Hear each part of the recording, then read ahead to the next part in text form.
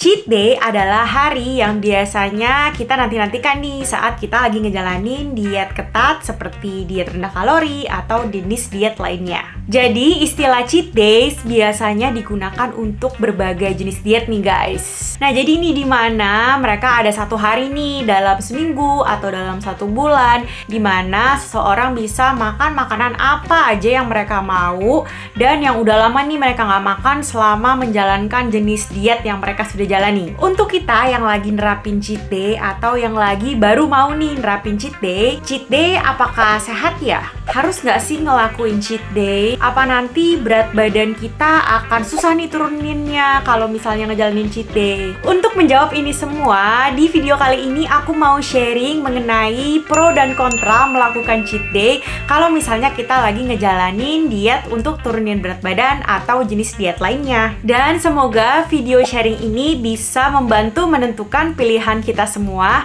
apakah kita mau melakukan cheat day atau enggak.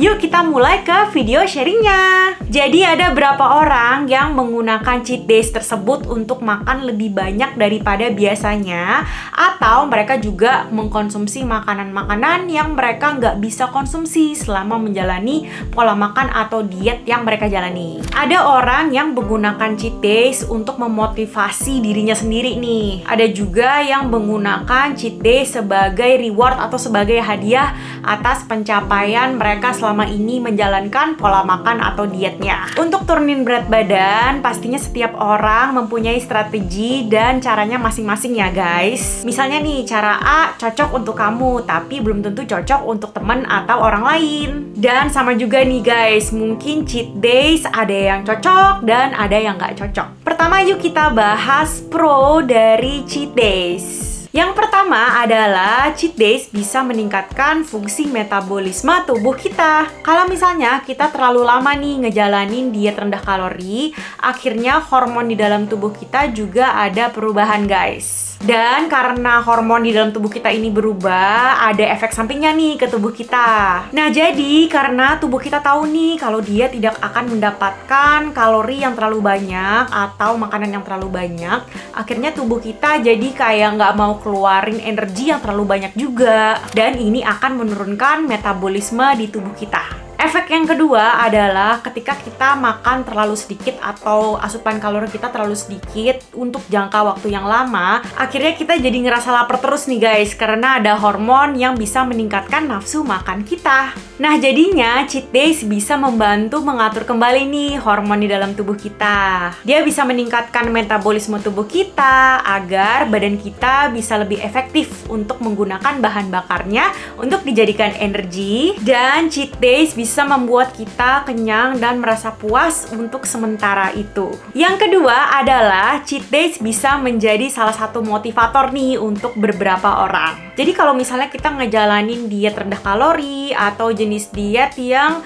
memaksakan kita untuk menghindari makanan-makanan tertentu, akhirnya kan susah banget nih untuk dapetin motivasinya, susah untuk disiplin untuk menjalani diet atau pola makan tersebut. Jadi ada sebagian dari kita yang menggunakan cheat day sebagai motivator mereka untuk tahan godaan dan untuk sebagai reward atas pencapaian mereka selama menjalani jenis diet atau pola makan tertentu itu. Yang ketiga adalah dapat menyegarkan kembali untuk olahraga dan aktivitas kita sehari-hari. Jadi kalau misalnya kita terlalu diet ketat dan diet rendah kalori terlalu lama, kan kita jadi ngerasa lelah ya secara fisik dan secara mental. Ketika cheat days, biasanya orang menggunakan hari itu untuk makan lebih banyak daripada biasanya.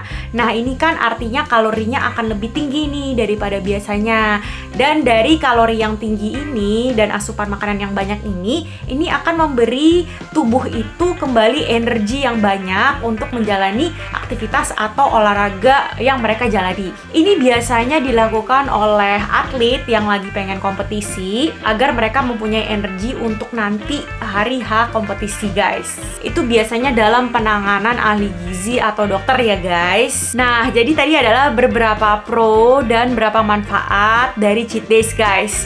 Tapi ada juga dampak yang tidak baik atau kontranya dari cheat days. Yang pertama adalah dampak dari hubungan kita ke diri sendiri dan juga hubungan kita ke makanan. Jadi kalau misalnya kita menerapkan pola makan atau diet yang sangat ketat, membatasi makanan-makanan tertentu dan makanan favorit kita terlalu lama, terus kita planning nih untuk menjalani cheat days, untuk makan makanan apa yang kita mau dan makan makanan yang kita sudah tahan-tahan nih selama ini. Ini jadi tidak baik untuk kesehatan kita kalau misalnya setelah kita cheat days, kita jadi pengen kompensasi dengan olahraga berlebihan, atau misalnya mengurangi kalori secara berlebihan keesokan harinya, atau mungkin merasa bersalah atau merasa kecewa setelah cheat days tersebut. Jadi setiap orang pastinya akan berbeda-beda ya guys, dari cara dan strategi kita untuk menjalankan pola makan atau diet kita untuk mencapai tujuan kita masing-masing. Apapun tujuan dan cara kita, jangan sampai dia nantinya